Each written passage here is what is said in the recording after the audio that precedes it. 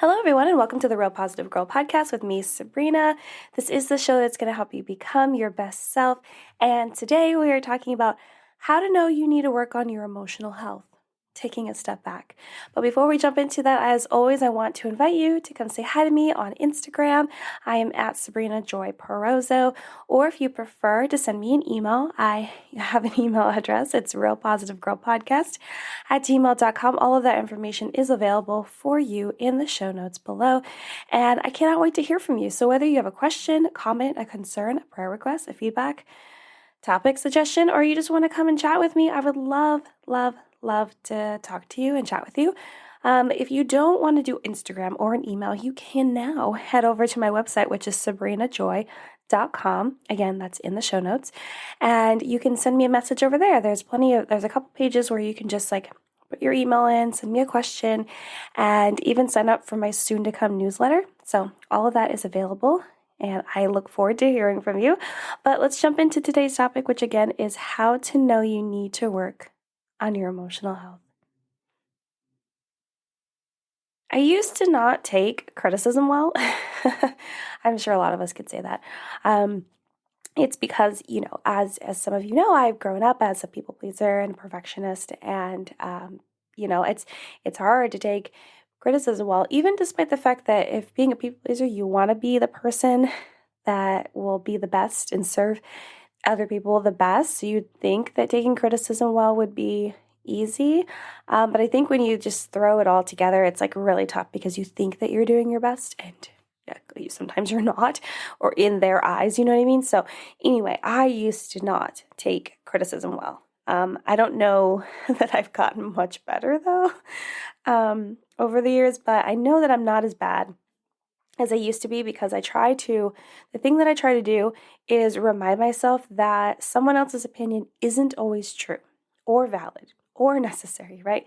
I feel like a lot of us can agree that a lot of times people's opinions are just not necessary. Why? Did I ask you? Or did you feel the need? Were you super pressed to tell me this? But yeah, it's not always true. It's not always valid. And there are situations where it seems like it is always, right? It always has to be true. Like at work, with people that are above you, management, or like with your parents, if they tell you something.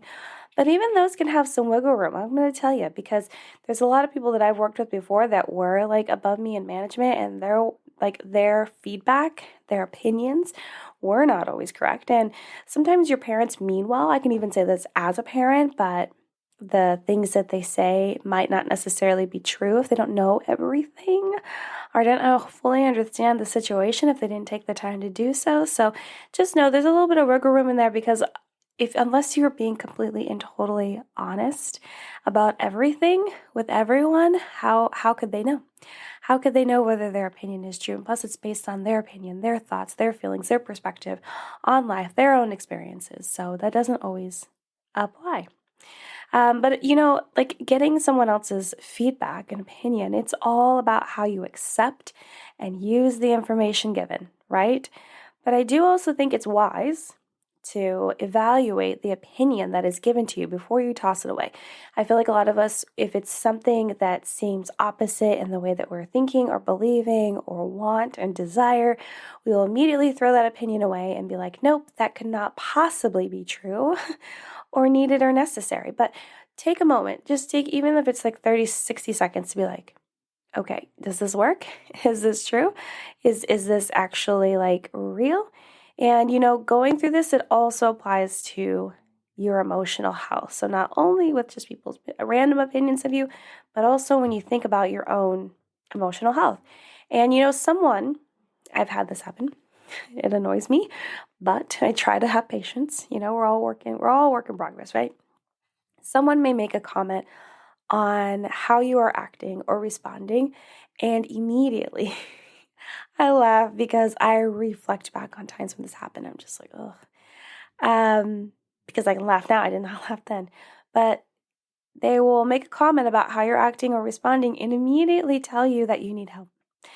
I've had people be like, oh, you should get help for that, or you should talk to someone about that. My husband, I'll be honest with you, my husband used to say this a lot to me, whether it was in a joking fashion or just something that like annoyed him, and he'd be like, oh, you should talk to someone about that. And I finally had to be like, stop saying that, because it feels really offensive to me for you to say like, I'm seeing someone, right? And just because it annoys you does not mean it's something that I have to work on. Maybe it's something that you need to work on, right? And then it's tough when someone, you just gotta like be able to take a breath and be like, okay, is what they're saying true, necessary, helpful? But yeah, it's just it doesn't mean that it's true, right? It does not mean that it's true at all. And when you get someone else's opinion, you have to really choose what you're going to do with it, right? And it's your choice. You have to remember that it is your choice no matter what. It's your choice on how it gets used. And you can ask yourself as honestly as possible. I beg of you, be honest with yourself. If you're not going to be honest with anyone else in this world, at least be honest with yourself. But you can ask yourself if what they are saying is true and if you should do anything about it. Really ask yourself that question. Like if someone's saying like, wow, you look sad all the time, don't immediately be like, no, I don't. Like, be like, okay, do I? Or do I feel fine inside, but my face is exhibiting sadness? A lot of people will talk about how people look mad all the time because they have like resting like bee face, right? I sometimes have this problem. It's because I'm just like in my mind in another world. I'm like thinking of something so far-fetched, and whatever face is on my face, whatever expression is on my face, that's just it, right? I'm not mad, or maybe I'm really contemplating something super deep or something really tough, and it's not as though I'm trying to like welcome the world at that moment. It just happens to be the facial expression I have, right? But yeah, you have to really just like, I wouldn't say you have to question it to the moon and back. I would just be like, is this the reason? Or like, if someone's like, oh yeah, you look sad all the time, and maybe you did look sad and you didn't really intend to. It's just like you were thinking of something sad, but you're not like sad in general in your life. So you just need to be honest with yourself and be like, okay, is what they're saying true to me? Does it feel right? Does it feel like something I need to work on? Or is it just like their observation? They don't know everything that's happening? Or are they just being mean, or kind of just like, saying something that's really far-fetched to really just like shake me up? Well, unfortunately though, there are many times, whether you like decide you're like, okay, well, this is fine. But unfortunately, there are times when we know what someone is saying is true. Like if someone's like, "Wow, you seem angry all the time," and you're like, "No, I'm fine," but you still do nothing about it. Someone will say that to you. Deep in your heart, man, they are correct. I am angry all the time. But I don't want people to think that about me, because I don't want people to worry about me, or I don't want people to not like me, or I don't want people talking about me, or whatever it may be. But people will give you that feedback, but you do nothing about it. You do nothing about it. You don't change anything. You don't really consider what they're saying is true. You're basically like, it's like hitting a wall, a rubber wall, and kind of bouncing back, because you're like, I know that I look angry all the time, but I don't intend to change anytime soon. For why? I don't know. There's many reasons why. You don't want to put that effort into that emotional work. You are still hung up on whatever experience caused that hurt or contributed to that hurt. You don't know why you're angry. You don't know why you're experiencing the feelings you are. There are so many reasons, right? Or you're still going through the pain and you haven't escaped it yet. And so you don't even know what not feeling that anger feels like on the other side. So regardless though, we will hear this feedback, even if it's from our therapists or our mentors or people that we trust and believe. We will still do nothing. And this is why I ask you to be as honest with yourself as possible. Like as honest. Really, really, really, really get to the core. Really understand that, again, if you are not going to be honest with anyone else, like fully 110%, at least be that with yourself. At least. Because by not being honest, you really are just wasting your own time by not attending to concerns sooner than later and allowing it to fester into something way worse, right? When you don't attend to something, a feeling that you have, an emotion, something that's going on, it can get worse and worse because if you don't do something about it, and you continue to have these negative experiences and it will continue to impact your emotions inside of you and you're not continually working on it, it's just building until it just kaboom, goes bust, right? Really consider that. Like I'm asking you, please. It will help you. It's hard. It sucks. It's not fun. It's not fun. It's not going through the coffee drive-thru and getting a nice coffee on a nice summer day with the windows down and getting a treat for free. No, it's not fun. It's not fun. But it's necessary. A lot of things we do in life are not fun, but they're necessary and they're helpful and they make us better people, right? So, we have to be honest with ourselves and really admit, like, okay, well, I've gotten a lot of feedback about this thing. Probably should work on it. Let's figure out what we can do. But we shouldn't just lean on the feedback we get from others, of course, to determine whether or not some emotional work needs to be done. Like, that's not it. That's not the ticket, okay? You're not just like, okay, well, so-and-so said I should work on this. That's when I should work on it. Let's say you have less people in your life. Let's say you have less influence. Let's say it's just like you're kind of in a lonely season. And I don't mean that in a negative way. I just mean like there's just less people around you. No one's like continually giving that feedback. Maybe you're not in therapy right now. Maybe you don't have a mentor. Maybe there's not someone that is going to reflect that for you. We should be looking inward often to see if anything needs to shift or change. It should become a habit. It should become a practice. This is what I'm preaching about all the time, teaching about, sharing about. It's important that we do the work ourselves and not really lean on other people to push us to do the work or make us do the work or do the work for us, right? We are not meant to be the same forever, which is why some things work for us for a while and then no longer work anymore and sometimes never again, right? So that is the importance of really looking inward and, becoming more self-aware. This also plays into developing more self-awareness because the better you know yourself, the easier it'll be for you to understand what's happening and how to get after it, how to work on it, how to make your life better. We are not meant to be the same forever. We will continue to grow and change as time goes on. As we shift in and out of new seasons of life, it's important for us to do that internal work on our own so that we continue to grow and flourish. Taking the time to understand who you are, what your needs are, what you need to keep in check, it's all important. It's all super integral to the best life possible. And staying on top of those things will help you create a more enjoyable and content life. It will, I promise you. It will. You're not going to avoid all hard things and life isn't going to immediately become easier, but it's going to become better. It's going to become easier to process what's thrown at you, right? It's not a cakewalk, but it's an easier walk. Staying on top of those things will just make you feel like you can achieve more, that you can overcome more. Becoming self-aware allows you to better yourself on the regular and avoid as many emotional pitfalls that sometimes come upon us. And we can have less of those. We're taking care of ourselves. So this leads me to my list of 7 things you can tell that can tell you that you need to work on your emotional health. 7. I like 7.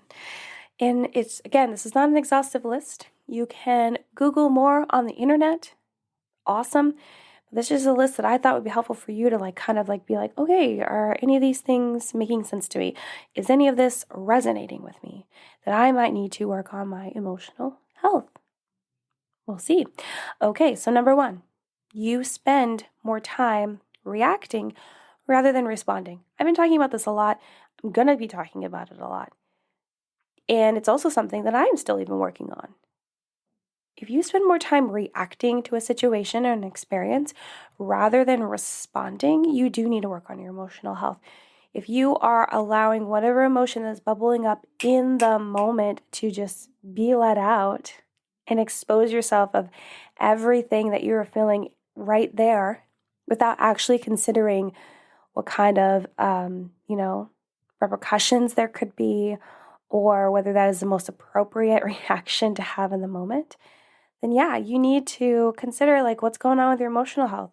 Why are you allowing your reactions to just pour out of you without actually considering like if that's the best course of action for you, if that will make the most sense?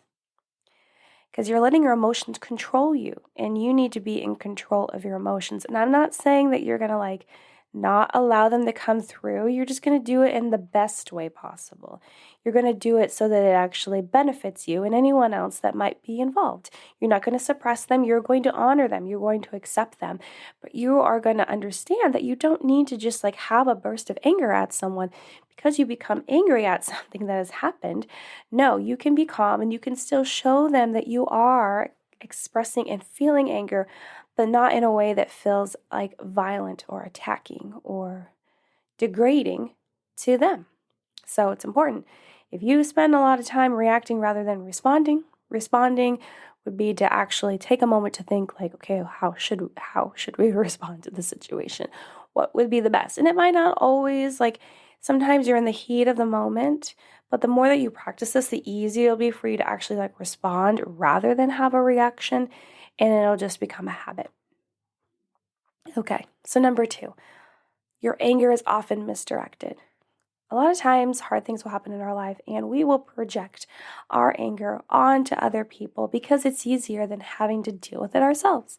It's easier having to deal with any sort of like disappointment or pain that has come our way that we just misdirect it to someone else. We project it onto someone else.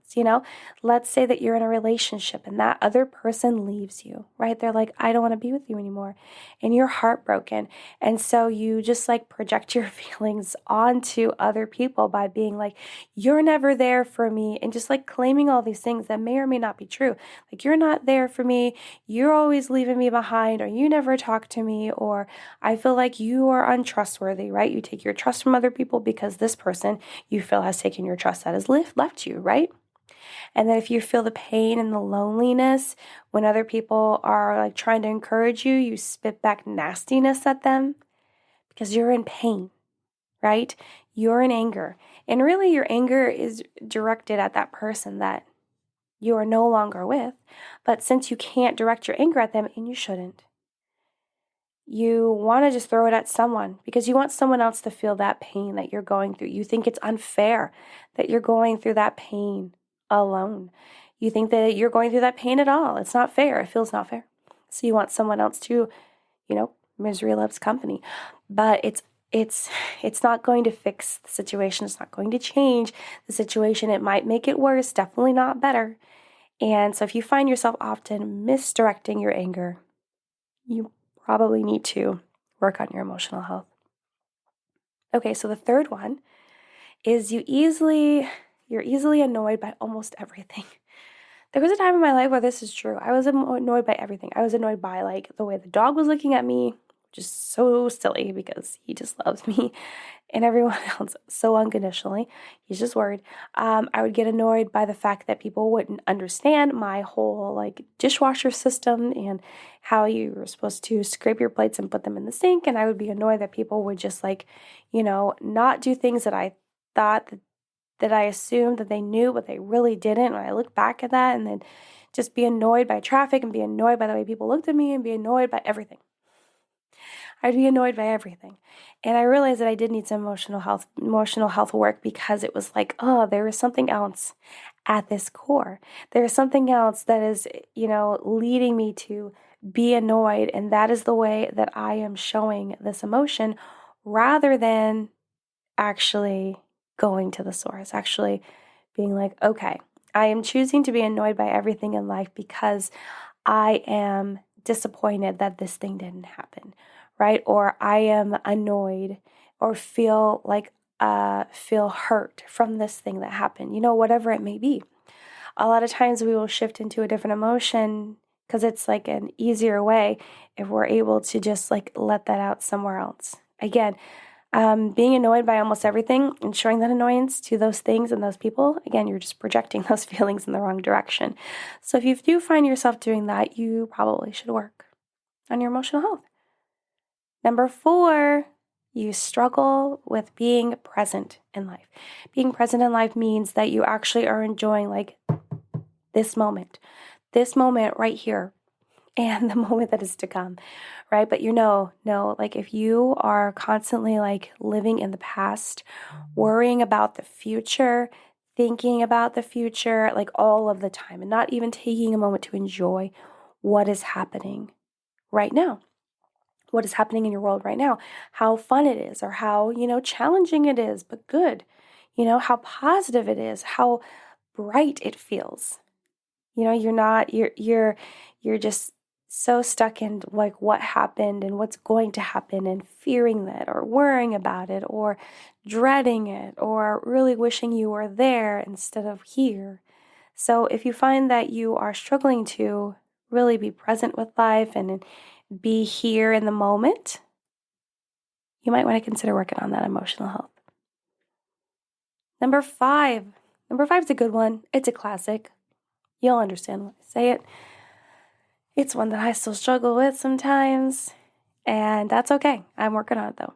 Number 5 is you often are comparing yourself to others. The very idea of comparing ourselves to others is silly in my mind. Like I know that. Like I know it is, and envy and jealousy actually really show us the things that we want in life and the change that we desire. Yet it's so much easier to just have that desire of wanting those things and being upset that you have those things rather than, appreciating what you have now and actually figuring out a plan for you to achieve those same things in a similar way, right? And so comparing ourselves, it's a game that doesn't end well, right?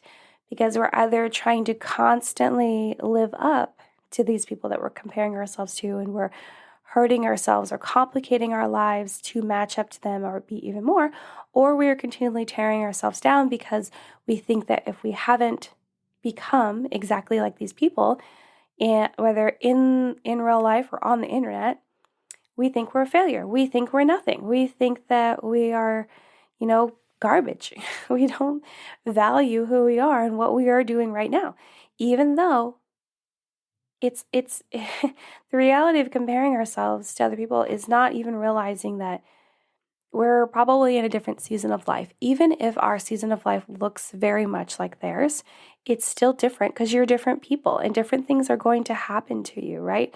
Maybe your season of life is so identical, similar is because you tried to make it that way or, it just happened. But we're all meant to do something different because if we were all meant to do the same thing, we would all be doing the same thing. And just because someone is doing something that is being seen as big and bright and flashy and important because that's what the masses have told you, doesn't mean that it is. You can feel you can get that same joy and content and fulfillment by something that is never even noticed. If you humble yourself and understand that you just need to be grateful for where you are, you can continue to have goals and go after things that you want, but you're not going to get there any quicker by comparing yourself to someone else because, again, you don't know how they're getting where they're getting, right? You don't know everything behind the scenes. You don't know exactly what they're sacrificing and giving up to get what they want. You don't know maybe what bad things or rough things that they're doing to get to where they want to be. You just don't know. So it's important this is even preaching to myself, guys. We have to just be content and happy with where we are right now. Continue to strive for our goals and achievements that we want to hit and move forward, but understand that we're all in different seasons of life.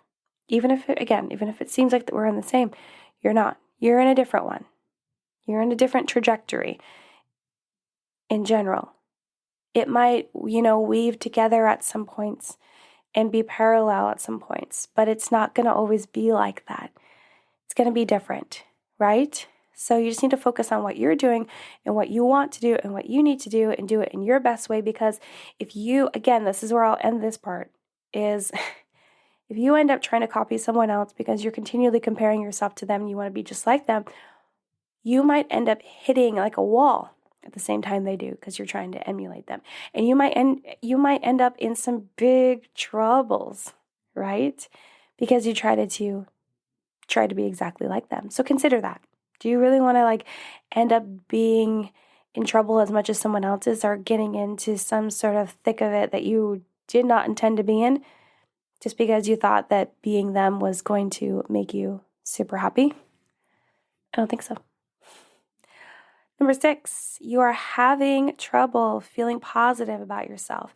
If you are down on yourself, if you are so unhappy with how you look and what you're doing for work, and maybe your family, your friends, your coworkers, your ambitions and goals, if you are just down on yourself, saying negative things to yourself, you cannot name very many positive things about yourself, things that you love about yourself, and you don't have any goals or anything that you're working towards, definitely.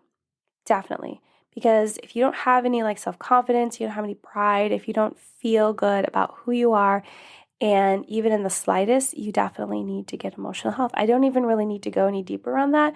It's just like if you are really feeling down on yourself, it doesn't have to be like deep pit of despair kind of stuff. It could just really be like you're constantly saying negative things to yourself. Yes, please work on your emotional health. It'll help you. It'll make it better. Because we feel good about ourselves and we feel good about going after everything else in our life. Number 7, the last one. You're unhappy with life in general. So if you are just unhappy with your life, so not just feeling negative about yourself, but you are feeling unhappy with, your job and the things that you're doing, the goals that you have, what you do for hobbies, right? The people that you surround yourself with, whatever. You're feeling unhappy and you feel like it is such a heavy mood and it's really tearing you down in a way, I think you should definitely seek emotional help with your emotional health. And that can be the way of, again, a mentor, someone else that you trust, like a family member, a friend, a therapist, a counselor. It could be someone that you trust. I think counseling's great. You know me, every single time I'm always like, whoop, whoop. Counseling's the best. And we should all do it, right? No matter what's going on in our lives. And because you don't want to be in that pit of feeling so unhappy with your life for so long to hopefully not do something that would be regretful or terminal, right? No one wants that. And not even you want that. You just think that that's the only way out. And it's not. There's so many other ways, so many other doors, so many other places to be in life. And you can come out of that. You just have to have the will to want it and to try and to do the work and put in the time. And it will happen. I promise you. So, yeah, if you're unhappy with your life in general, please take the time to work on your emotional health. It'll be worth it and make everything so much better. But that's all I have for you guys today in talking about how to work on your emotional health. I feel like I've been talking a lot about emotional health in the last, few weeks, talking about emotional healing and, how to work on that, and like talking about what self-love is and practicing emotional self-care. And I just thought it'd be really good to identify how to know, like some examples of how to know when you need to start working on that. So hopefully this was helpful. But thank you so much for listening to the Real Positive Girl podcast, again with me, Sabrina. Just a reminder that in the show notes below, you can see where you can find me on Instagram, which is at Sabrina Joy Perozzo. You can send me an email to realpositivegirlpodcast@gmail.com. And don't forget that my website is now back up again, sabrinajoy.com, where you can listen to all episodes of the show. You can send me a message. You can sign up for my soon-to-come newsletter and soon-to-come blog posts. So yeah, but again, thank you so much for listening, sharing, downloading the show.